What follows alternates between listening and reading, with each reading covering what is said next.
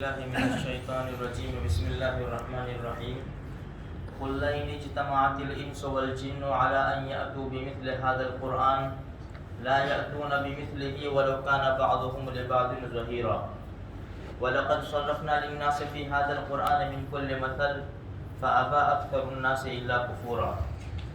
نبی جی آپ ان سے کہیے کہ اگر انسان اور جنات جمع ہو جائے اس بات کے اوپر کہ اس جیسا قرآن لے آوے، وہ اس جیسا قرآن نہیں لائیں گے اگرچہ ان کے بعض کی مدد کرے۔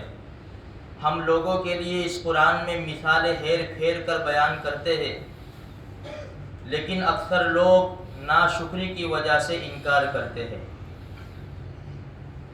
دیکھو میرے بھائیوں، یہ اللہ تبارک و تعالیٰ کا کلام ہے، قرآن کریم، قرآن مقدس جس کو کہتے ہیں۔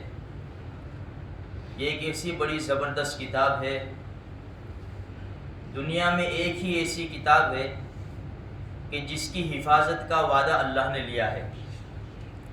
خود اللہ پاک قرآن کریم میں فرماتے ہیں اِنَّا نَحْنُ نَزَّلْنَا الذِّكْرَ وَإِنَّا لَهُ لَحَافِظُونَ، ہم نے ہی اس قرآن کو نازل کیا اور ہم ہی اس کی حفاظت کرنے والے ہیں۔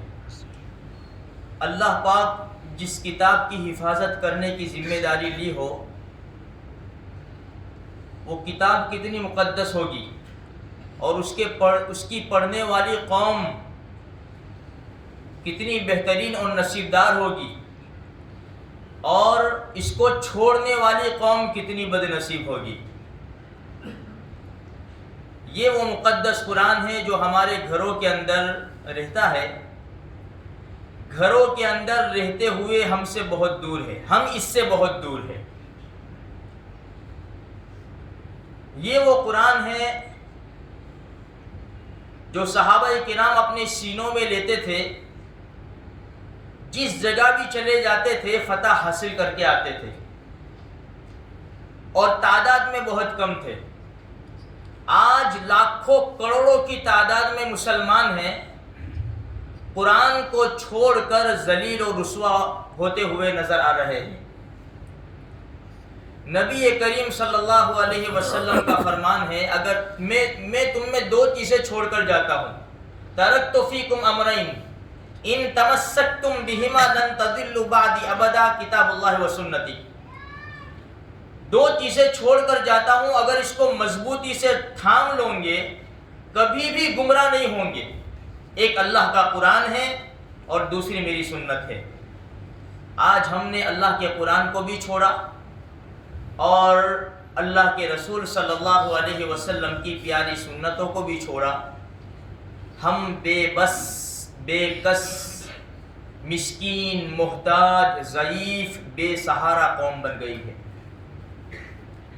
جس کے پاس یہ مقدس کتاب ہو، جس قوم کے پاس، بھلا وہ قوم کیسے کسی میدان میں اور کسی مرحلے میں شکست کھا سکتی ہے؟ وہ قوم اسی وقت شکست کھائے گی، وہ قوم اسی وقت بالکل ایک دم نیچی ہو جائے گی جو قرآن کو پس پشت ڈال دے گی۔ جب تک اس قوم کے اندر قرآن زندہ تھا، قرآن کی تلاوت زندہ تھی، قرآن کے احکام زندہ تھے، یہ قوم سر بلند تھی۔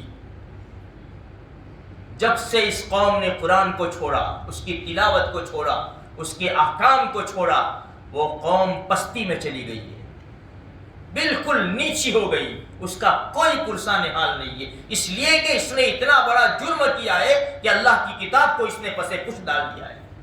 یہ بہت بڑا جرم ہے قرآن کریم کو چھوڑ دینا۔ اسی لیے جو حفاظ کرام ہیں، دنیا کی سب سے بڑی نعمت اور دولت اگر ہمارے پاس ہے تو وہ قرآن ہے۔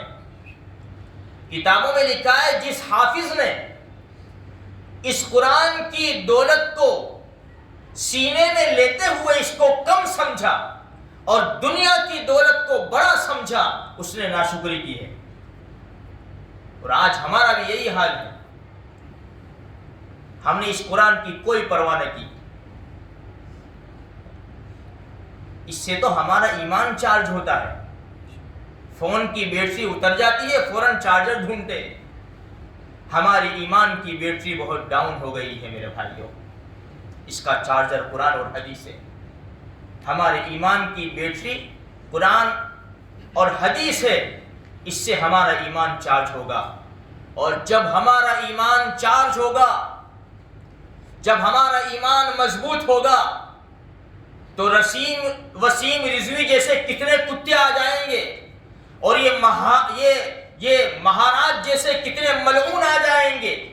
ان لوگوں کی ہمت نہیں ہوگی، ان لوگوں کے منہ میں وہ زبانیں پیدا نہیں ہوگی کہ وہ قرآن کے خلاف اور پیارے آقا محمد رسول اللہ صلی اللہ علیہ وسلم کے خلاف آواز اٹھا سکے. قصور ہمارا ہے، قصور ہمارا ہے. مجرم ہم ہیں. ہم نے نہ قرآن کو پہچانا، نہ اللہ کے رسول کی ذات کو پہچانا.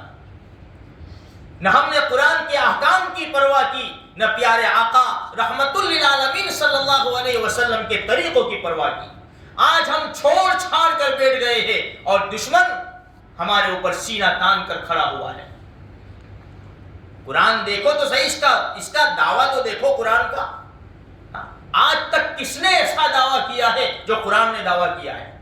قرآن کا دعویٰ تو دیکھو، کتنی سچی اور پکی کتاب ہے کہ اس نے ایسا زبردست دعویٰ کر دیا ہے. قل، نبی جی کہو، لئن اجتمعت الانس والجن، سارے انسانوں کو، سارے جناتوں کو جمع کر لو، ایسا قرآن لاؤ، ایسا قرآن. یہ تو قرآن کی بات ہے. پہلے پارے میں چلے جاؤ. وَإِن كُنتُمْ فِي رَيْبٍ مِّمَّا نَزَّلْنَا عَلَىٰ عَبْدِنَا، اگر تمہیں شک ہے اس قرآن کے بارے میں جو ہم نے نازل کیا ہمارے بندے کے اوپر، فَأْتُوا بِسُورَةٍ مِّن مِّثْلِهِ، ایک چھوٹی سی سورت لے آؤ.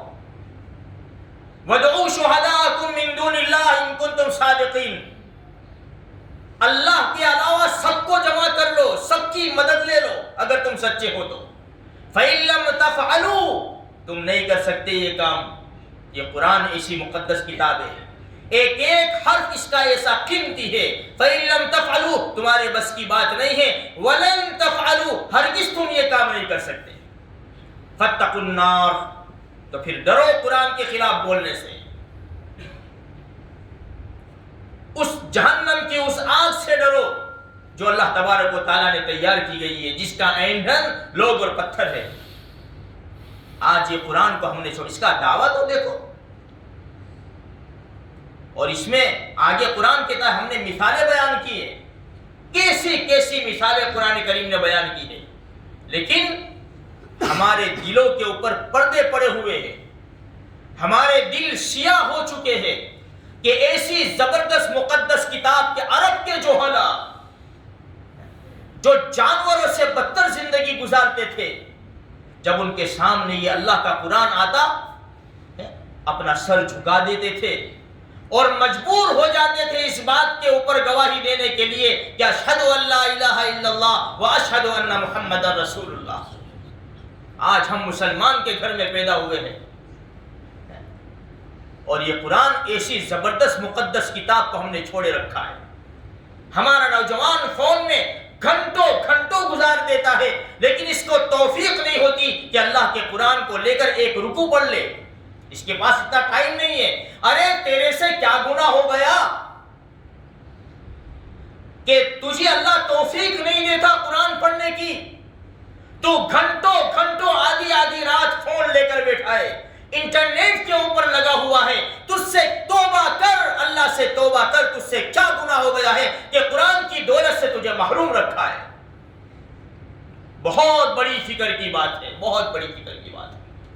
اگر میں قرآن نہیں پڑھتا تو مجھے اللہ سے توبہ کرنی چاہیے. یا اللہ تو نے مجھے کیوں محروم رکھا؟ وہ ابو جہل، ابو سفیان، اخنس ابن شریق، ان کو چین نہیں آتا تھا، کافر تھے، کافر، اللہ کے رسول کے سخت دشمن تھے. جب ہمارے نبی رات کو قرآن کریم کی تلاوت کرتے تھے، یہ چپکے چپکے سننے کے لیے آتے تھے، چپکے چپکے آتے تھے. ایک مرتبہ تین راتوں میں ایسا ہوا کہ تینوں مل گئے اور تینوں نے عہد و پیمان کیا کہ اب نہیں جائیں گے، لیکن ان کو چین نہیں آتا تھا. جب تک اللہ کے رسول کی زبان سے قرآن نہیں سنتے تھے ان کو چین نہیں آتا تھا. وہ تینوں جمع ہو جاتے تھے. ایک مرتبہ اخرس ابن شریق نے لاٹھی اٹھائی اور ابو سفیان کے پاس چلا. ابھی ایمان نہیں لائے تھے ابو سفیان رضی اللہ تعالیٰ. ابو سفیان کیا خیال ہے محمد جو تلاوت کرتا ہے محمد کے کلام کا کیا خیال ہے؟ فرمایا کہ بہت سچا. دبی آواز میں کہا بہت سچا ہے. ایسا قرآن ایسا کلام تو ہم تو عرب لوگ تھے. عرب ایسی قوم تھی ان کا کوئی کام کاج نہیں تھا. وہ بڑے بڑے شاعر لوگ تھے. گھر میں برتن مانجنے والی جو ہے نا کام کرنے والی جو ہمارے گھروں میں کام کرنے مستورات آتی ہے عورتیں آتی ہے ایسی عرب کے گھروں میں کام کرنے والی جو عورتیں تھیں نا لڑکیاں ان کو زبانی 5,000 اشعار شاعریاں یاد ہوتی تھی عربی شاعریاں. لیکن یہ قرآن کے سامنے سب عاجز ہو گئے کہ قرآن ایسا کلام ہے کہ کوئی اس کا مقابلہ نہیں کر سکتا. اخرس ابن شریق نے کہا کہ بول. لیکن نہیں بالکل سچی بات ہے بڑا زبردست کلام ہے. پھر یہ چلا ابو جہل کے پاس. عمر اس کا نام عمر ابن ہشام تھا. عمر کیا خیال ہے محمد جو کلام پڑھتے ہیں اور ہم سنتے ہیں کیا خیال ہے؟ بات تو سچی ہے لیکن ہم ماننے والے نہیں ہیں. کیوں؟ اس لیے کہ ہمارا قبیلہ اور عبد مناف کا قبیلہ ان کا کمپٹیشن چلتا ہے. وہ سخاوت میں آگے بڑھے تو ہم بھی سخاوت میں آگے بڑھے. ان کے شانہ بشانہ ہو گئے. جس میدان میں اترے ہم بھی ان کے سامنے اترے اور شانہ بشانہ ہو گئے. ہم ان کی کمپٹیشن میں ہار نہیں سکے. لیکن بنی عبد مناف کے اندر سے یہ آواز اٹھی کہ میں اللہ کا نبی ہوں. ہم اس کا مقابلہ کرتے رہیں گے. ہم تو وہ کہہ رہا ہے میرے اوپر آسمان سے وحی آتی ہے. ہم یہ دعویٰ کرنے سے عاجز ہے لیکن مقابلہ کرتے رہیں گے جب تک جسم میں جان ہے. اسی وجہ سے وہ ایمان نہیں لایا. میرے بھائیوں بڑی عاجزی کے ساتھ میں آپ کے سامنے درخواست کرتا ہوں. کئی مرتبہ کہہ چکا یہ اللہ کے قرآن کے بارے میں اس کو مت چھوڑو. یہ ہدایت کی کتاب ہے. یہ بیماریوں سے شفا کی کتاب ہے. فیہ شفاء للناس. صرف سورہ فاتحہ ایسی صورت ہے یقین کے ساتھ پانی پر دم کر کے کسی بھی مریض کو پلا دو اللہ تبارک و تعالیٰ اسے شفا دے دے گا. لیکن آج ہمیں قرآن پڑھنا نہیں آتا. ہمارا بچہ گانے اچھی طرح گائے گا لیکن ہم پڑھتے کیا؟ الحمدللہ رب العالمین الرحمن الرحیم مالک یوم الدین ایاک نعبد و ایاک نستعین اهدنا الصراط المستقیم صراط الذین انعمت علیہم. یہ ہم قرآن پڑھتے ہیں. ہم بچے کو انگلش بول بیٹا Where are you going?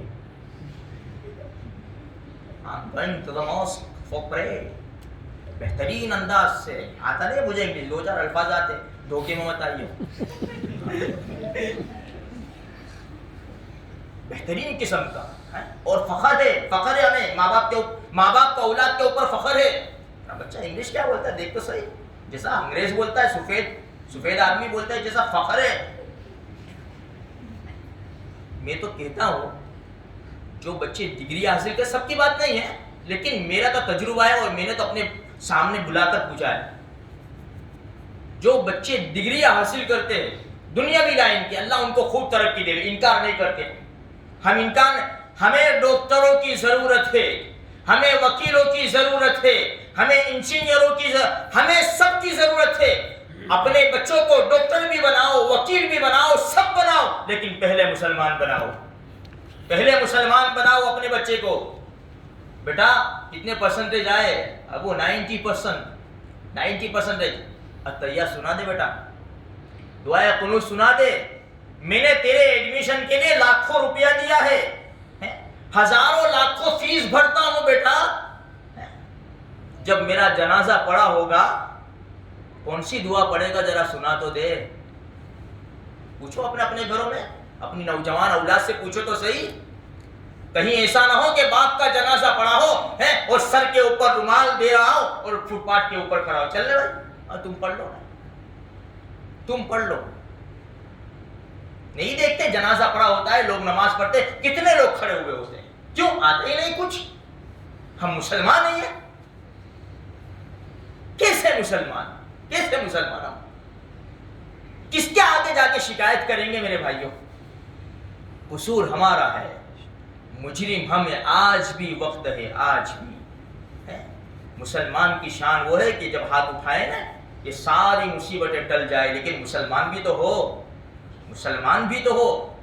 صلاح الدین ایوبی رحمۃ اللہ علیہ یا کسی اور لیڈر کے بارے میں آتا ہے نا، غالباً انہی کے بارے میں، لشکر آ رہا تھا، بہت بڑا بھاری لشکر، کسی نے خبر دی کہ لشکر آ رہا ہے، فوراً مسجد میں گئے، 2 رکعت نماز پڑھی۔ اللہ کیا ہوگا مسلمانوں کا؟ یہاں دعا قبول ہوئی اور وہاں صبح خبر آئی کہ پورا جہاز پانی کے اندر ڈوب گیا ہے۔ یہ مسلمان ہے، اصل مسلمانوں کا ہتھیار تو دعا ہے، دعا سلاح المومن۔